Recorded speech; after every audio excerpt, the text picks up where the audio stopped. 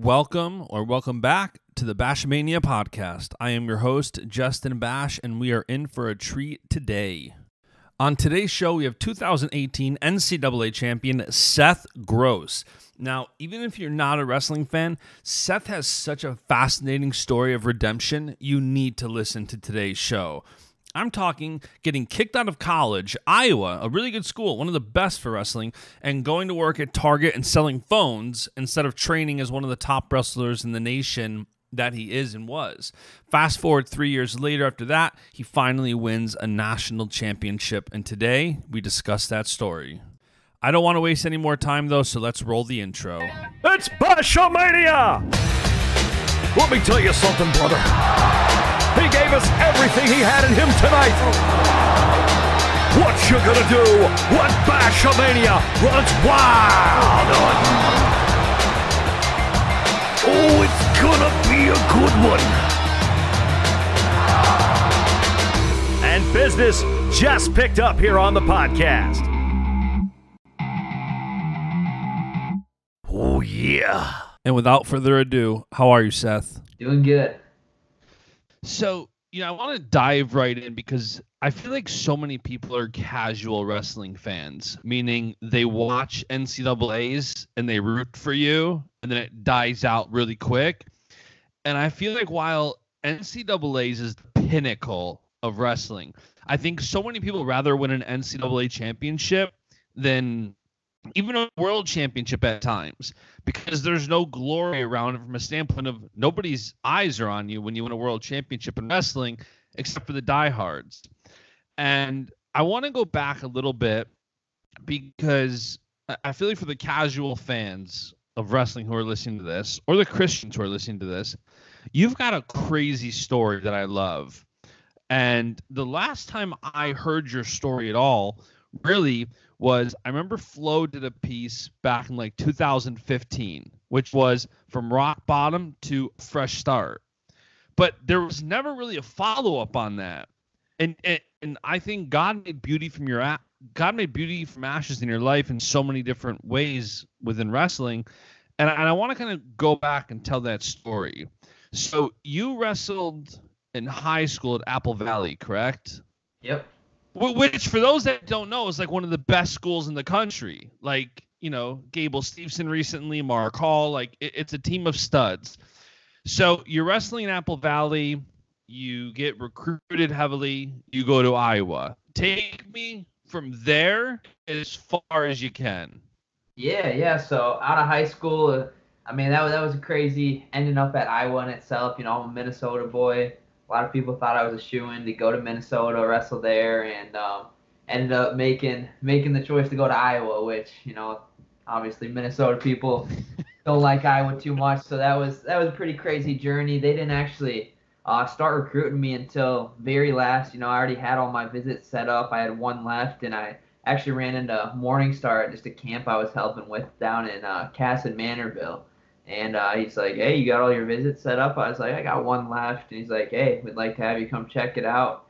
And, I went on all my visits. I think that was maybe my second to last one or my last one. And I liked it. I loved the atmosphere there. I loved just the intensity inside the room there. And this is the place I got to be. This is the place I want to be to, keep growing in my wrestling. I thought I had to be there. So that was kind of the choice I made. I went to Iowa. And at that time in my life, I know you mentioned a little bit about my faith. I had a background in my faith. I was pretty strong in my beliefs. I grew up, going to church with my family, involved in youth groups, Bible studies, different things like that. But I wouldn't say my faith was necessarily mine. It was something that, my parents had me going into. And, I knew it was, something I was interested in, but I didn't really make that choice on my own yet. And at that point in my life, I think the one thing I did decide that was mine was wrestling. And that was kind of what was important to me. And I think going into college at Iowa, it was wrestling. Yeah. And I kind of veered away, I'd say, from my faith a little bit and what I, was used to. And it was just wrestling 24/7. That's, I wake up in the morning and think about wrestling all day. It was wrestling. And kind of halfway, I think, through for my redshirt season, I had a pretty good year. I lost I think 4 matches. I was like 28-4, something like that. My redshirt year, but right around that, right after Midlands, I think it was, I ended up getting injured, and I kind of messed up my knee and my ankle. Nothing too serious, but I was off the mat for a month or so, and I'd been wrestling, and I was pretty fortunate for 90% of my high school career, 95%. I didn't really have to deal with any injuries that really had me taking time off the mat, and all of a sudden, I'm in college and literally everything's been wrestling for me, and that kind of gets kind of stripped away from me. And I'm on my own now. I don't have my family around me. I don't have the friends I'm used to around me, and I start getting into hanging out with probably not the best crowd. I don't know what to do when I'm not practicing hard, kind of relieving stress that way, and just kind of started getting involved doing the wrong things. I didn't drink. I'm not a big into drinking, partying, all that, but I started getting into hanging out with those types of people. I wasn't necessarily doing it myself at the time, but I was kind of around that group a lot, and eventually it just it progressed when you're around people that aren't making the best choices. Sooner or later you're not going to make the greatest choices. Right.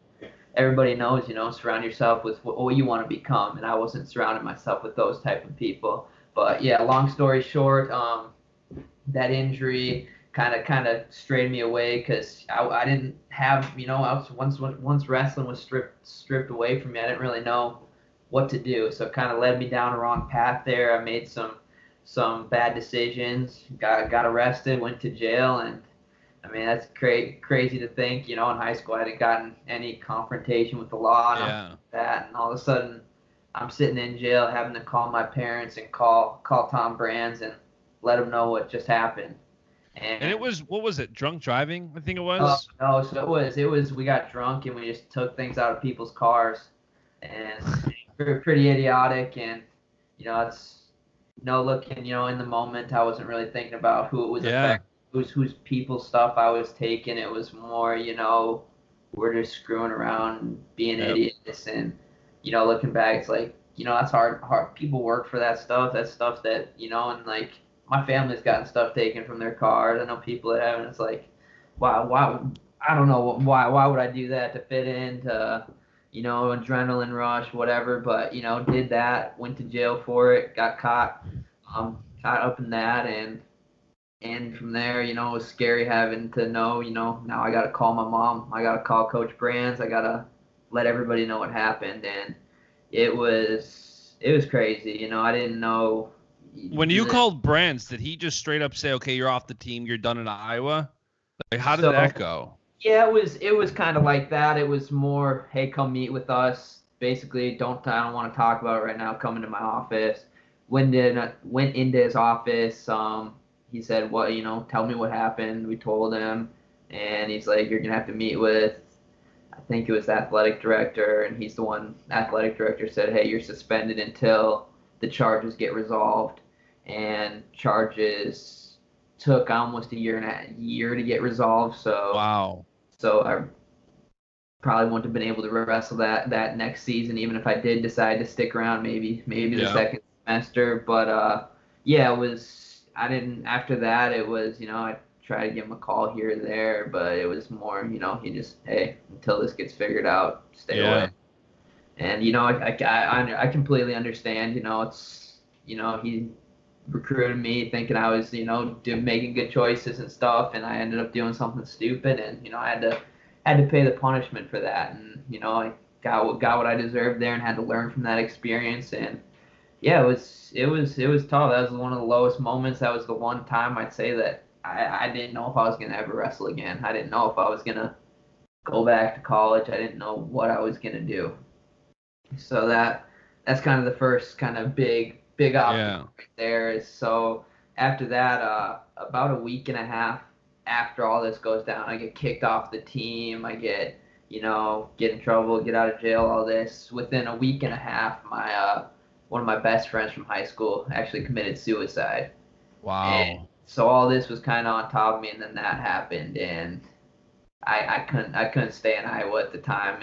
I needed to get home, so I ended up actually basically for the next 2-3 months I was driving back and forth from Iowa and Minnesota just about every 3 days. because I had to finish my classes. I had to, get that stuff done. But I just needed to be by my family. Yeah. And that was a big thing for me. Go, see my friends, family, and just be around my people. And that was a big thing. But that's, a part that not a ton of people know too much about is that's another reason, I just needed to get out of there. I just, after that, going through that and my friend passing and everything, I just needed a fresh start and needed to be around my family and deal with it in a different way. And so that, I mean, it was a lot of things coming down at once. It was, I was in a dark spot in my life for sure, and a part where, I finally realized that, my faith wasn't what I thought it was. It wasn't, I thought I was a strong believer that, was pretty grounded in my faith, but that's where I started to finally develop it for myself and started to really grow in my faith and in those dark moments. Sometimes it takes that to, really start growing in your faith and becoming closer to God. And I think that's where I finally started developing that one-on-one relationship with God and really, just talking to him and praying and just did you want that instantly? Like you get caught, you get arrested, your friend passes away, you get kicked off the team. Was there and so many times, man, I've been in similar situations on a completely different level, of course, but it's so easy to just bury your head in the sand. Were you tempted to, like, I know you weren't a big partier, but were you tempted to drink or do something to numb it? Or was it instantly like just that wake up call, like God saying, Seth, like, come home, basically, like, was it that kind of instant, like, okay, I like running towards God, or was there a temptation to like continue that? Yeah, I'd say there wasn't temptation to continue that, as soon as that, I was done with the, party and all that, like that. But I'd say when it happened, it was more like, why'd you do this to me, God? Like, wow, why? Like, that was my first time drinking since I've been in college. This is, I make 90% of the time I'm doing the right things and so I was more blaming God, like why me, why now, why all this, I thought things were going really well. I was really developing in my wrestling, and kind of what I finally, obviously not immediately, but eventually after finally starting to pray and talk to God about things, it was more like, hey, you putting wrestling and all this stuff way before me. All right, it needs to be me first, and then I'll help you take care of your wrestling. You don't worry. You got to put your time into me and put your faith in me, and then that's how you got to do things. It's not wrestling all the time. And I think that also in itself helped me become the wrestler I am today, because now it's, I love wrestling, I love competing, I love doing the very best I can in the sport. But if it got stripped away from me today and I could never wrestle again, I'm completely fine with that. I'm content with the blessings God's given me, and I got a family, I got my faith, I got all that if wrestling gets stripped away. Totally. But at the time when I was at Iowa and when that happened, wrestling was my idol. Wrestling was what I leaned on. Wrestling was the thing. And when that got stripped away back then, that was like the end of the world for me. So it was a tough time, and it was a lot of at first, blaming God. And I had my mom, my parents, my dad, my aunt, just a lot of people praying for me and just pushing me to just talk to God and figure things out. And like I said, I was pretty close to just being done with the sport. I moved back home. Like I said, I was going back and forth. As soon as school finished up, I moved home. I got a job at Target. I was selling cell phones. Really? That's awesome. Gained like 30 pounds. I weighed almost 170 pounds at the time. So it was pretty crazy. I didn't think I was gonna wrestle again. I'd reached out to Minnesota. I reached out to, I think, University of Northern Iowa was another one of the big ones I was looking at, and things just didn't work out. They didn't know if I'd be able to even wrestle for them, and a lot of the athletic directors were just like, we're not willing to take the chance. And I kind of just didn't even really think too much about it and didn't think it was an option to get back in wrestling for a while. And later on that summer, after getting in trouble, all that, I was at home and Fargo was going on, something like that. And one of my high school coaches just called me up and he's like, hey, there's a couple coaches out here interested in having you come to school and stuff. And he's like, can I shoot him your number? I was like, Yeah, definitely. I mean, that's fine. I mean, I'll look into it. And one big thing was if I was going to go back and wrestle in college, it had to be as close as possible to home for me, and that's kind of what I was looking at. And most of the schools that did reach out or were willing to have me were all the way across the country, and Yeah. I just need to be close to my family. So I was like, hey, there's 3, 4, Division I schools within 4 or 5 hours. So I'm just gonna reach out, and South Dakota State happened to be one of them. And Coach Bono emailed me back right away. He's like, hey, drive down, we'll talk. And as soon as he sent that, I think within 24 hours, I was on my way to South Dakota State to talk to him. And yeah, from there, went into his office. First thing he told me is like, you tell me exactly, what happened, what's going on with everything, and just lay it all on the table. And I looked him in the eye. I told him exactly what I did that night, what the charges were, what it looked like moving forward. And he said, hey, here's the deal. Um, you get one strike. That's it. One thing wrong, you show up 1 minute late to practice. You get a bad grade in class, any little thing, and you're gone. And that was it. And I said, hey, okay, I'm in. Like, that's fine with me. I completely understand. You're not gonna have any trouble. And I mean, it was a long process. That first year, I was about a 500 record after December, but slowly just kept working my way back into it. And yeah, with Bono and Reader and all these guys, just helped me work my way back into wrestling, back into shape, and just develop as a person too. So. And then so I want to dissect this a little bit. So when you went back home and you were obviously discouraged, what was it that, you were working at Target, you're doing this. What was it that made you continue wrestling when you were so close to giving that up? There's one kind of thing that I kind of specifically remember. There's probably a few different things that maybe not, but I was at Target one day working, and my aunt decided to pop in and have lunch with me, and she just kind of sat down with me and what are your plans moving forward? Because I was pretty shut down, didn't really say much about what I wanted to do, what my plan was, but I kind of just said, these schools don't seem like they're interested in having me come wrestle for them. I'll probably just stay around the area and go to college around here and not wrestle. And she kind of just asked me, is that what you want? Like, don't you love wrestling? I was like, yeah, I mean, I love it, but if nobody wants me, why would I try and just keep getting denied by people? And she just kind of said, like, hey, pray on it and give it an opportunity. Just don't give up on it. If you love something, you gotta go for it. And we kind of sat there and talked about that, and that's kind of when I made the decision. If any opportunity kind of arise for me to be able to compete again at the Division I level and start wrestling again, that I was gonna take it. And not many people get that. Like, you see so many people who have potential, and I can't remember who I heard say it. It might have been Chuck Smith that said wasted potential is always tragic. And it's so true. Like, you see somebody who's so good and there's a fall from grace and they don't recover or they don't get back to where they once were. And you were able to not only get back to where you were as being such a dominant wrestler, but you achieved one of the greatest pinnacles in the sport in winning a national championship.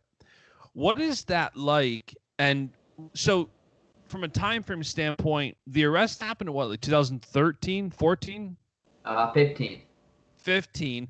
And then you win the national championship in 18. So it's 3 years where it's you're on this trajectory heading up to achieve what you want. Then there's a massive fall and then a climb. What was it like when you were on that climb? Like, did you know that you were going to win a national championship? Like, did you know that you wanted it and this is it? Like, I have this again. What was that like to have that fall, but then have that climb back up?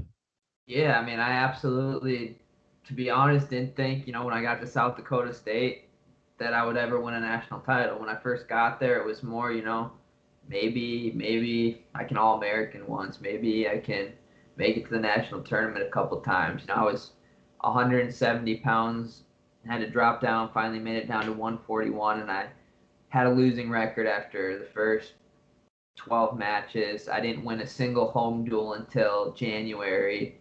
I was struggling. I was struggling big time. It was not where I wanted to be in the sport. You know, going to Iowa, it was always I'm gonna be a 4-time national champ, and it was, yeah, I was confident in it. I believed in it. But after everything, you know, it was more, you know, maybe I can get back into it, and I kept chipping away. And I remember another story a little bit, but I was at the Cyclone Open, and I lost to a kid from Iowa, and then I also lost to a JUCO kid. He actually ended up pinning me in a match, and I got beat out of the Cyclone Open, didn't even place there. And after me and my dad went and grabbed some food, and I was like, hey, I don't know if I got it anymore.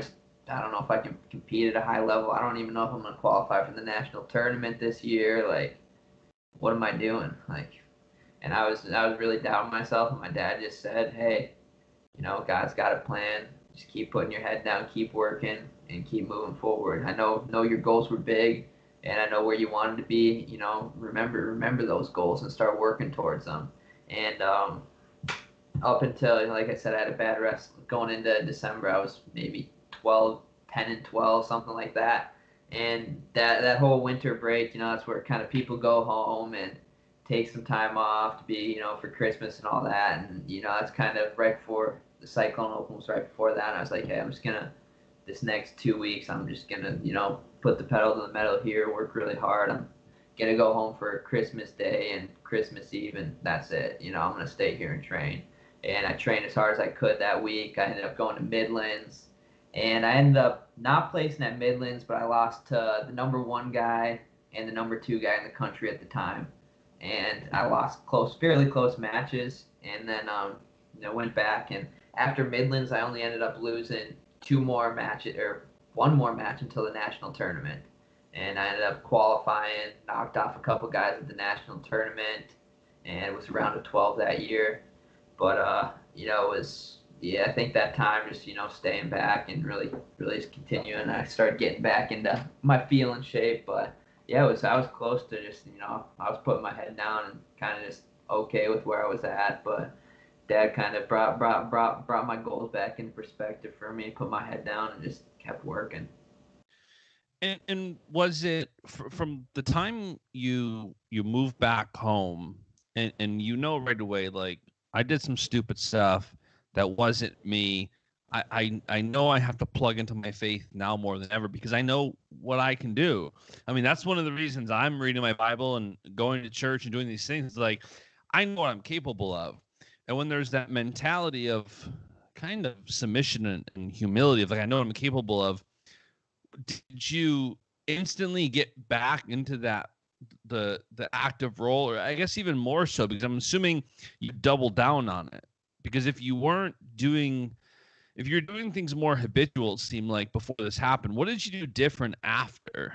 Yeah, I think the one thing that I did that I didn't do as much as in the past is just talking to God. I mean, a lot of times, you know, I'd go to Bible study, I'd read my Bible, read verses, do devotionals, things like that, but I didn't really just spend time just talking to God, thanking God for the things in my life, and just getting that one-on-one relationship with Him. And I think that's more important than anything. If you don't have a relationship with God, Totally.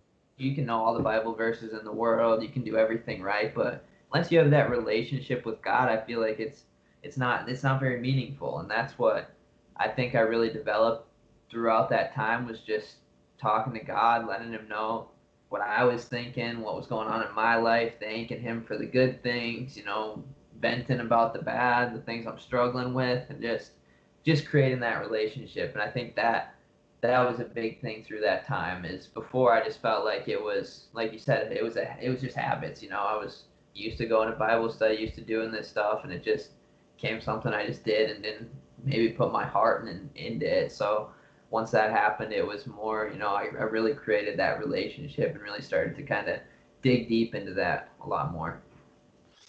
So then after So now you win the national championship. You reach that pinnacle. You have that success, and God kind of gave you something that I don't want to say he stripped away, but he allowed you to have that fall to come back and win that. And then you hurt your back, and you need back surgery. Do you feel like that was only because I'm an overthinker? Did you feel like, okay, God, maybe you're want to get a hold of me, or was it more just like, hey, I think it's the right thing to do to get back surgery now? Because it wasn't like an instant injury, right? It was like an old problem resurfacing. Yeah. Did you feel like that was a setback at all, or did you just feel like? I didn't. I definitely don't think it was a step back in my faith at all. I think, like you said, it's been a back problem that I've had since my junior year of high school, and it just continued to develop. And last year, my whole vertebrae slipped out of place. It crunched up a bunch of my disc. It pinched a bunch of nerve to the point where, I couldn't. One of my legs is tingling half the time. I got a lot of weakness going on, and it just got to the point where I couldn't train at a hard level. And when you can't train at a hard level, you probably shouldn't try to compete at a high level. So it was just time to kind of pull the plug on that. And, I had to pray a lot about it. It was really hard for me to just say, hey, I'm going to hang up the shoes for this year. I wanted to fight through it. I wanted to try to finish the year, but my ultimate goal is the Olympic championships, and I wanted to make sure that I was as healthy as possible for that run at the Olympics. So I pulled the plug then, had the surgery, and recovery's been going great. But yeah, it was a tough decision. And another thing, getting back into school for me, I had no plans to get going into grad school. I had no plans of ever going to school again, if I'm being honest. But the opportunity presented itself, and here I am going to a pretty high level school of business here in Wisconsin. So yeah, I mean, it's been crazy. I wouldn't have expected, this path in my college career whatsoever. But like you said, God's got a plan for people's lives. You just got to have faith in Him and continue to follow that path wherever it might lead. And I feel like it was funny when you announced you're going to Wisconsin. It's like, okay, guys, it might be obvious to some of you, but I'm happy to make this official. Like, it had to as a wrestling fan and somebody just in the community, the minute you announce medical red shirt likely, the instant feeling is, okay, he's taking this year off. He's going to go, reunite with Bono next year. He's going to win another national championship. I gotta imagine that brought you some peace, knowing that Bono was somebody who gave you a second chance when, your family was encouraging you, but other coaches were like, whatever, that you blew it. What was that like now to get that? I don't want to say a second chance again, but you kind of got to reunite with him and continue that. What was that like? Yeah, and I think a big part of that is, him leaving for Wisconsin in the first place was a big transition for me. I think Damian Hahn's a great coach, Cam Simes, all the guys that are still at South Dakota. I think they're gonna do an amazing job once they get their guys in there. But it was a tough transition for me. The year before we graduated, 6 or 7 seniors, the guys that I'd been around, that I'd grown close to, that were there when I came onto the team after getting in trouble. Yeah. And, then Bono left, Damian takes over, and it's a group of young guys that, I don't know that well. I know a couple of them, a handful of them, but a lot of freshmen, a lot of newer guys that I don't really have that relationship yet with. So it was a tough time at first, and, the game plan was, give it a chance, see how this year goes, and see how I like it, and finish up wrestling here, finish my college career here, and back stuff started getting pretty bad. I was planning on wrestling at the All-Star Classic, and the week before that's where it started going downhill for me. But yeah, and then so that all happened, and I announced that, finally I'm taking the medical year. And it's crazy what people say. You're ducking people. Oh, this was a plan. Like, me and Bono kind of plotted this from the beginning. Right. You hear all sorts of kind of nonsense about that, and there's more conspiracy theories in wrestling than politics. Yeah, it's crazy. Like, I've seen all sorts of things on forum. You know, I saw one guy tweeting that I was been rolling around in a wheelchair for 2 months. I seen all sorts of crazy stuff, and I'm just like, where do people make this stuff? Right. But yeah, so decided, heard a lot of drama through all that, but it was at the end of the day, the only places I was gonna finish up my college career was either stay one more year at South Dakota or go to Wisconsin. So I think the big thing, obviously Coach Bono, Coach Reeder are the guys that were there building me up and helped me become, back to the person I wanted to be in wrestling, and they built me into the man I wanted to be, and it's hard to beat that. And along with that, they train the way I love to train. For them, it's just get tough and work as hard as you possibly can every single day. And where Damien's a little bit different. He likes to treat his athletes more like professional athletes, where it's more on you to go in and do what you got to do, and what your body needs and all that. And it was definitely a different style. It's not quite as intense, and I like somebody down my throat yelling at me, telling me that I need to go harder, and that's kind of what Bono and Reeder do for me. But so it was a little bit different, and I just put it all together, having the opportunity to go to a high business school where South Dakota State doesn't have a graduate business school. So it was, ended up thinking that this is the best option for me to make a run at the Olympics and just where I could see myself being for the next 5-10 years of my life, maybe. So. And so now you moved to Wisconsin. How far is Wisconsin from Minnesota, where your family is? It's about 4 hours, give or take. Oh, that's not bad. 4-hour drive? Yeah, not bad at all. Oh, that's not bad at all. And so now when you had the surgery, you finally win the national championship? I say finally, like it's a 20-year thing, but I just know what a pinnacle it is. But you finally win a national championship, and then you decide to have the surgery. Was there that itch, like, I miss wrestling, I have to wrestle? Like, everybody I talk to that has an injury, they're like I was just had Anthony Ashall on the podcast yesterday, and he's like, he had the knee surgery, and all he wanted to do was like, man, I miss this. Like, is that the itch now that you have back? Yeah, 100% can feel that. Like, yeah, within a week of having surgery, it was like, this is the worst. Like, the pain sucked and all, but just knowing that I can't physically go out there and wrestle right now and do what I like to do it was tough. It was a tough time. And like I said, wrestling is just something, I'm having a bad day or got a lot of things going on. Like, I'm going to go wrestle and kind of get that out of me. And yeah, I mean, I'm itching so bad to compete right now. Like, when do you start like going full throttle again? I've been going live wrestling. Yeah. I've been actually I think month and a half, 2 months now almost. So it healed up really well, really quick. So I ended up probably was getting on the mat before I even should have because of that itch. But yeah, that's it going. Yeah, super excited just competing a real match now. And then I imagine like you need your body healthy. Like, are you going down to 57 for the Olympics?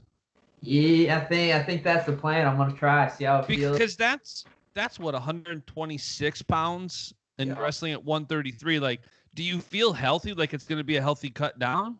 Yeah, I mean, I've already got my natural weight. I'm walking around at 143, 140. Yeah. So I still want to get my natural weight down a little bit more before.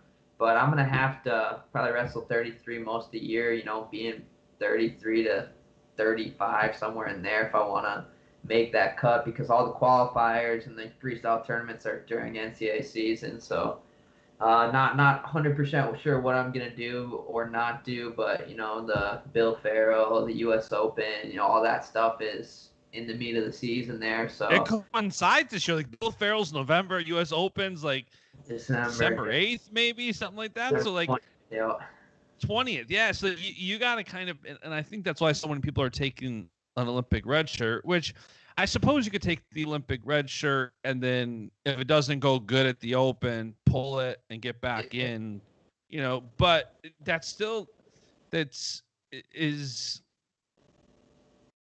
got to be a challenge. Like, I'm just like processing it in real time. Like, so much in 1 year. You're going from winning national championship, having back surgery, healing, getting back on the mat.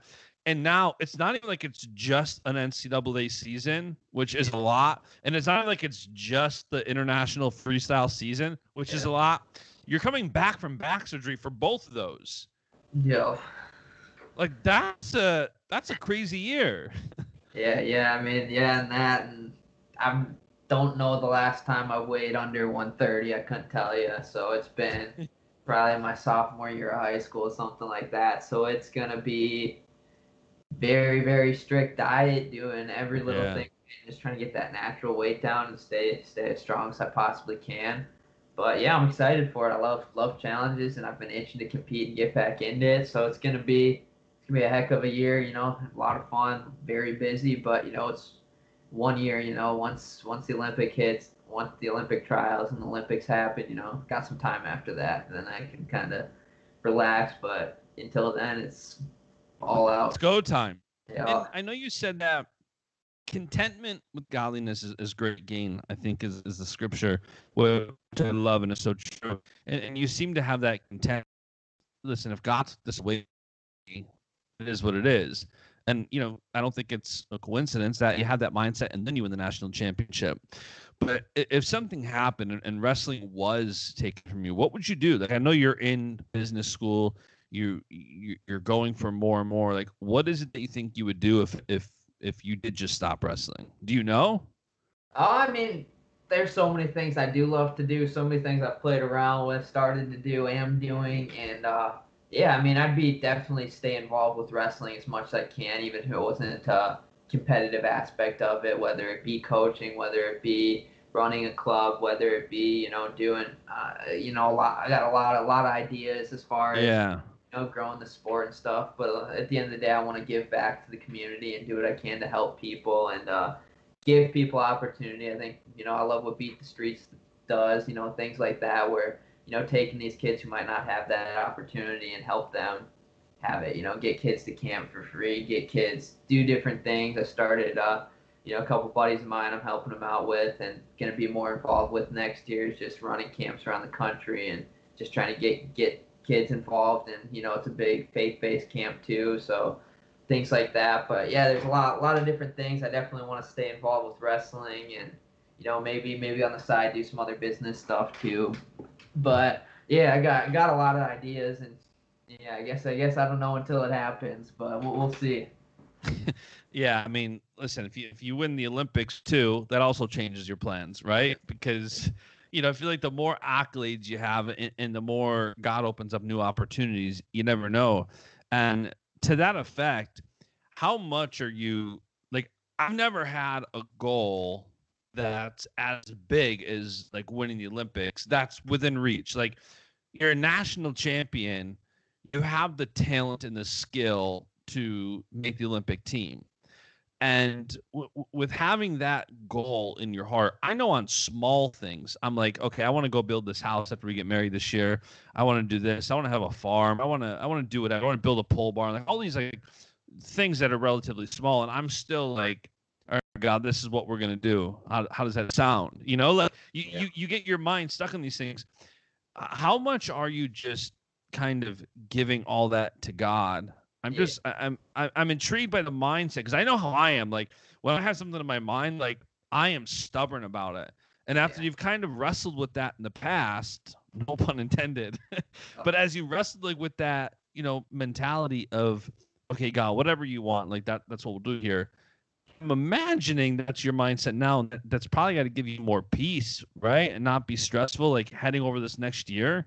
Yeah, and that's it's just 100% effort. If I go into each day and do every little thing right through my diet, through I'm training 100% in practice, I'm getting to bed on time, and I'm doing things right as far as my faith. The rest is going to take care of myself. All I can do is prepare to the best of my ability and go out there. And the one thing that can hurt you is putting too much pressure on yourself. So that's, knowing that, what's done is done. The preparation is done. Once I step on that mat, all that matters now is what I go out there and do. And the preparation and training, that I've done is what's gonna show here. And I think that's one thing. You see a lot of wrestlers that are so good. There's a lot of practice room wrestlers who are unbelievable in practice, and then they go out there in matches and they can't put it together. And that's 100% just putting too much pressure on yourself, the nerves, and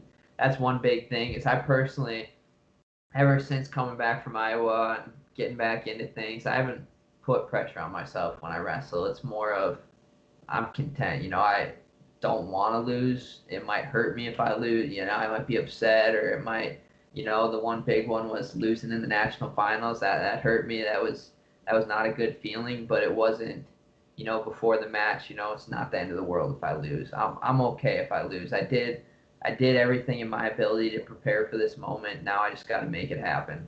And it's kind of how I try to look at it is, at the end of the day, if I lose this match, I still got my faith. I still got my family that loves me. I still got all these things. And why should I be upset? It's this person also, and it's not like when you lose, you're losing to somebody who has the same goals you do, who's worked, probably just as hard. And at the end of the day, be happy for them. Now figure out how you're gonna beat them next time. And that's interesting too, because when episodes ago, Bo Nickel was on the show, and we were talking about when Bo lost at Nationals to Miles Martin, and it's kind of like it gives an opportunity to God to move in your life. And I think so many times, I think a lot of us, myself included, learn from losses more than wins. Like when you win, you don't really do a lot of reflecting when it comes to you don't kind of win and get alone and think. But when you lose, you tend to do that. That tends to be where God works in you more and more. Did you feel that after 2017? When you lose in the finals, was it Corey Clark, right? Yeah. So you lost to Corey Clark, and then was it that same mindset you had right now, even in the moment, or was there a little bit losing sucks? It's always discouraging, but did you have that mindset then? It's easy now. I know, look back at a loss and it's like, okay, whatever, I want on the next year to win the national finals, which is exactly what happened to Bo. But was it in the moment, you feeling God working through your life, or was there anything particular about it, or was it just, a loss sucks, but it's just a loss? Yeah, it was heartbreaking for me. It was one of the toughest losses to deal with. Even, there's a little bit of backstory behind it with the whole Iowa deal. Right.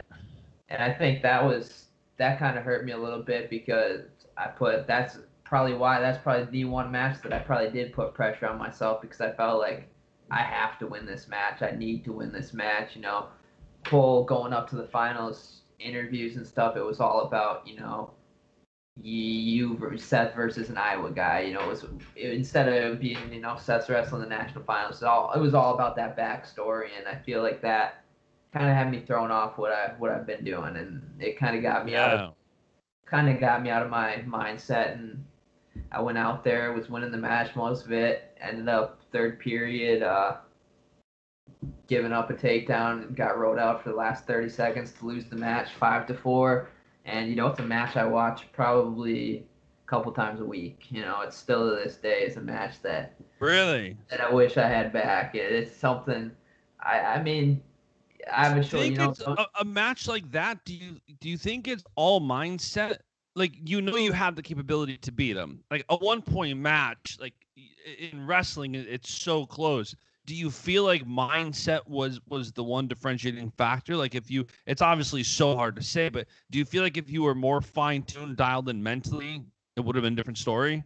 Yeah, 100% think it could have been. My semis match and my quarters match, I got bonus points on guys that had beaten him in the last 3 weeks. And it was, I just didn't wrestle my match. I was overthinking a lot of things, had a lot of things going through in my head. I think it was 100%, mental. And I think that's the biggest thing come national tournament time. There's a very thin line that, separates the first guy from the not All-American, the 9th place guy. And I think what does separate is that mental edge, who's ready to compete that day, who's ready to, just lay it all on the line, put the pressure aside. And I think that in that match, he was ready to go, and he was ready to go mentally. He was ready to wrestle 7 minutes, and I wasn't. So.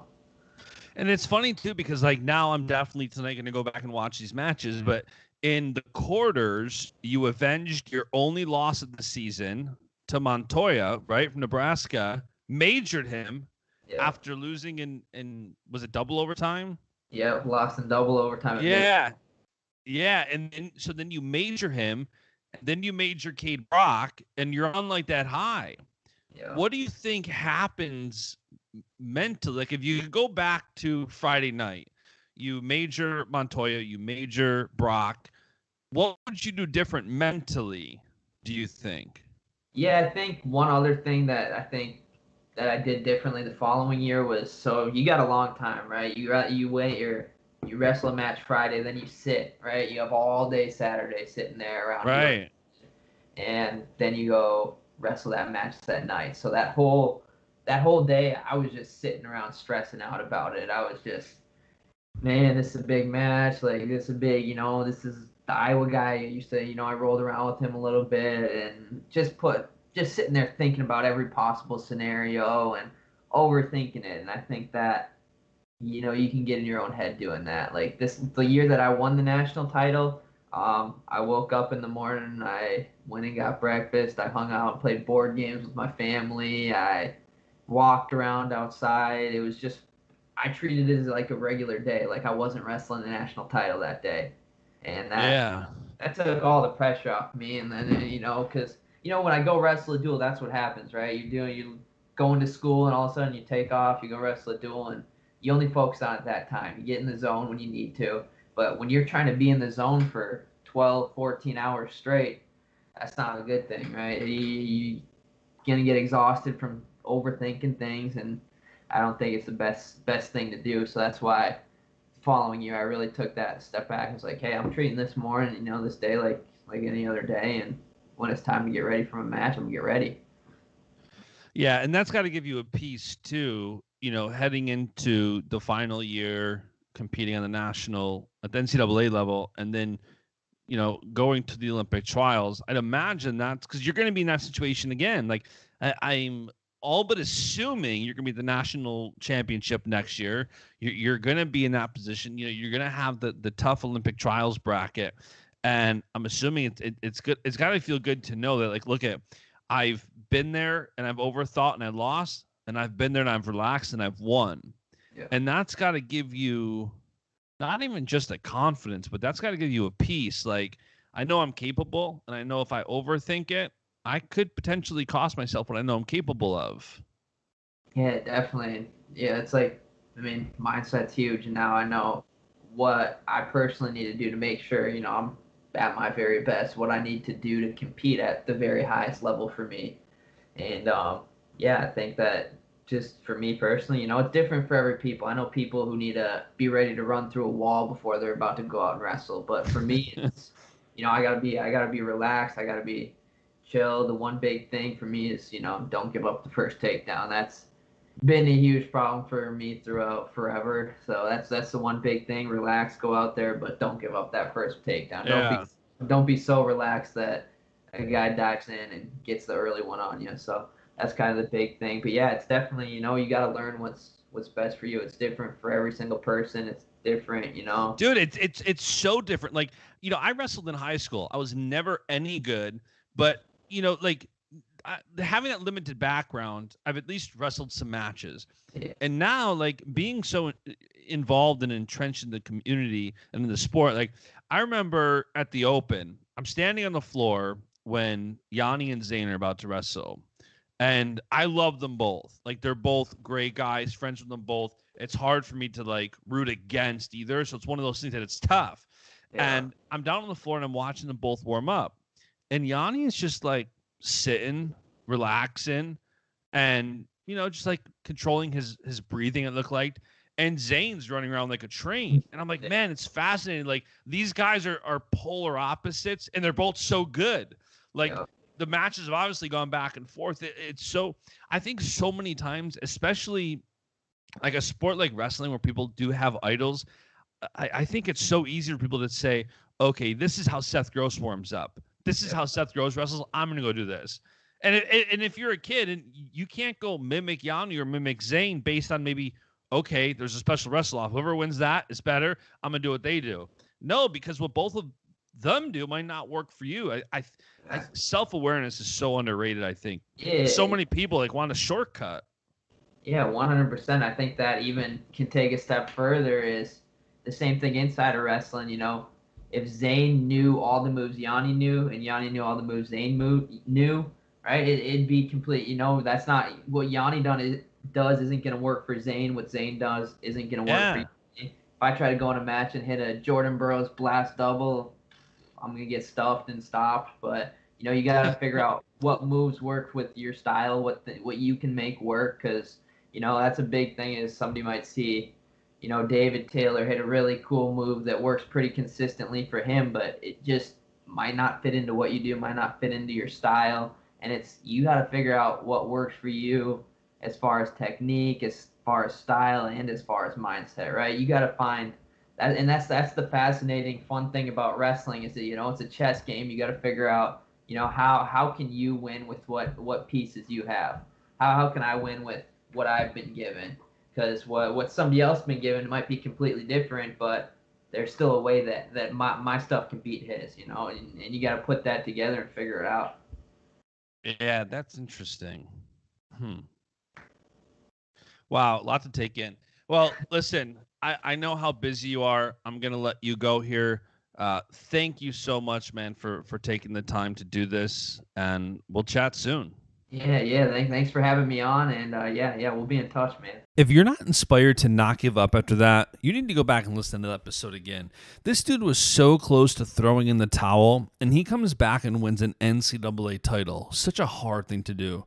Seth is really an awesome dude, and I'll definitely be rooting for him this year at the both NCAA level and as he heads for Olympic gold in Tokyo next year. So such a great year to be a wrestling fan. Be sure to give him a follow his journey for another NCAA title and for Olympic gold. The quest for this episode, though, is over. So tune in next time. Let me know what you thought of this episode. Please also be sure to like and subscribe. Subscribe to the show on YouTube, Anchor, Apple, Spotify, wherever you listen, and let me know when you did. I want to say thank you. Okay? Bye.